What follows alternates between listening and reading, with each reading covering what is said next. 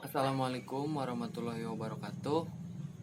Kembali lagi dengan saya Dani Rahadianto, mahasiswa Teknik Mesin angkatan 2019 dari Universitas Nusa Putra Sukabumi. Nah, di sini saya akan sedikit berbagi pengetahuan yang saya ketahui tentang helical gear yang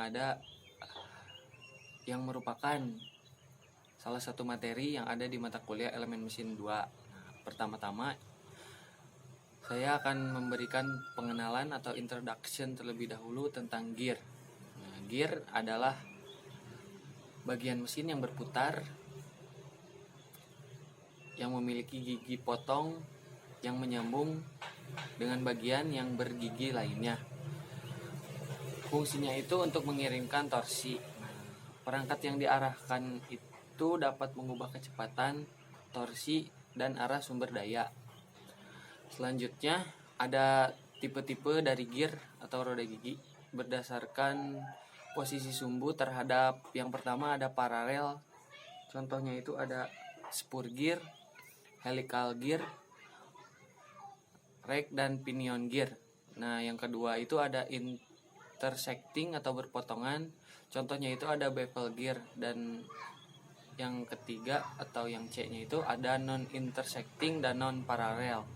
Contohnya itu ada worm gear dan helical gear. Nah, untuk yang selanjutnya yang saya akan bahas itu adalah materi utamanya, yaitu tentang helical gear. Untuk definisi dari helical gear itu sendiri, yaitu helical gear ini merupakan roda gigi silindris yang giginya tidak sejajar dengan sumbu rotasi, seperti itu. Gigi miring dan muncul sebagai segmen helix. Roda gigi helix dapat mentransmisikan daya antara sumbu sudut paralel atau siku-siku. Roda gigi helix memiliki gigi yang diatur pada sudut sumbu roda gigi. Karena gigi bergerak lebih bertahap, maka operasi mereka lebih mulus dan lebih senyap daripada gigi taji. Roda gigi helix ini juga memiliki kekuatan gigi yang lebih besar dan daya dukung beban yang lebih tinggi. Roda gigi helix dapat mentransmisikan daya antara poros paralel atau non-paralel.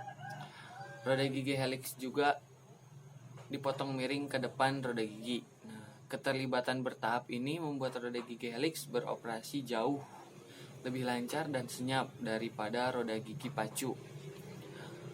Ada satu hal menarik dari gigi helix ini yaitu adalah jika sudut roda gigi benar, maka dapat dipasang pada poros tegak lurus menyesuaikan sudut rotasi sebesar 90 derajat. Lalu ada tipe-tipe dari helical gear.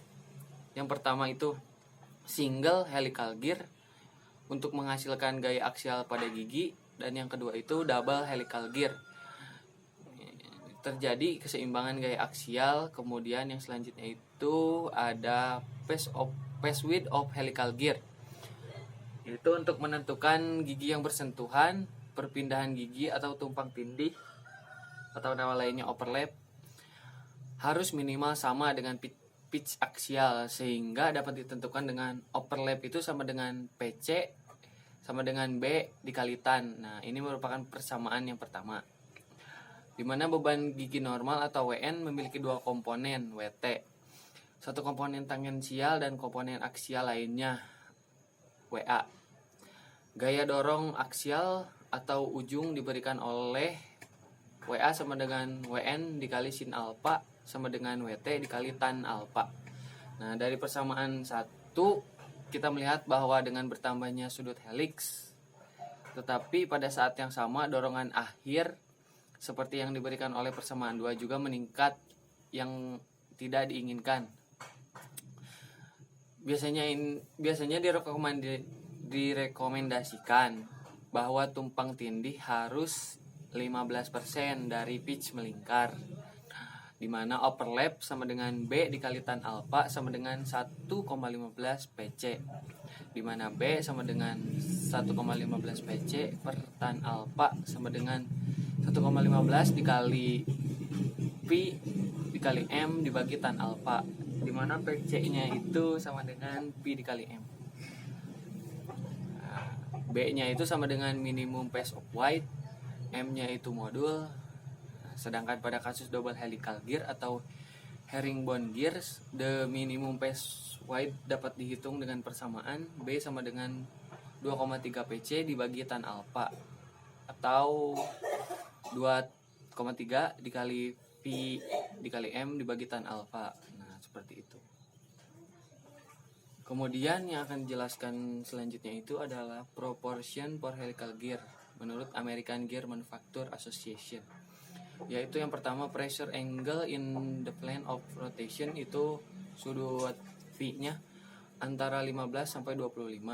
Nah, selanjutnya helix angle 20 sampai 45 derajat. Addendumnya 0,8 meter maksimumnya, dedendumnya itu 1 meter minimumnya. Selanjutnya minimum total dipnya itu 1,8 meter, minimum clearance-nya 0,2 meter, thickness of tooth-nya itu 1,5708 meter. Kemudian ada strength of helical gear, yaitu pertama ada WT itu sigma 0 dikali CV dikali B dikali V dikali M dikali Y. Nah, WT-nya itu tangential tooth load, di mana sigma 0 itu sama dengan allowable static stress, CP-nya itu velocity factor, B-nya itu phase wide, M-nya itu modul, dan Y inverse-nya itu tooth form for actor or Lewis factor corresponding to the formative or virtual or equivalent number of teeth. Nah, selanjutnya ada nilai velocity factor atau CV dapat diambil sebagai berikut. CV 6 per 6 ditambah V itu untuk kecepatan periferal dari 5 meter per second hingga 10 meter per second. CV 15 per 15 tambah V untuk kecepatan periferal dari 10 meter per second hingga 20 meter per second.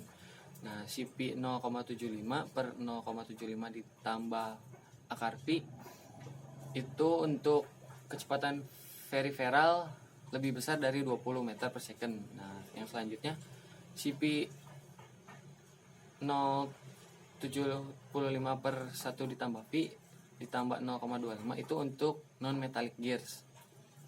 Selanjutnya ada beban dinamis pada roda gigi helix diberikan oleh WD sama dengan WT ditambah 21 dikali V dikali B dikali C cos kuadrat alpha ditambah WT dikali cos alpha. Itu lalu ada beban statis atau kekuatan ketahanan gigi, di mana WS sama dengan sigma E dikali B dikali V dikali M dikali Y inverse.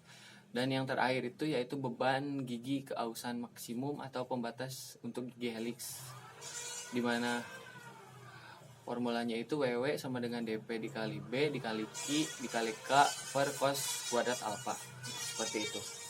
Ya, mungkin itu saja yang dapat saya sampaikan. Semoga video ini bermanfaat. Mohon maaf untuk segala macam kekurangannya. Saya Denir Hadianto pamit undur diri. Assalamualaikum warahmatullahi wabarakatuh.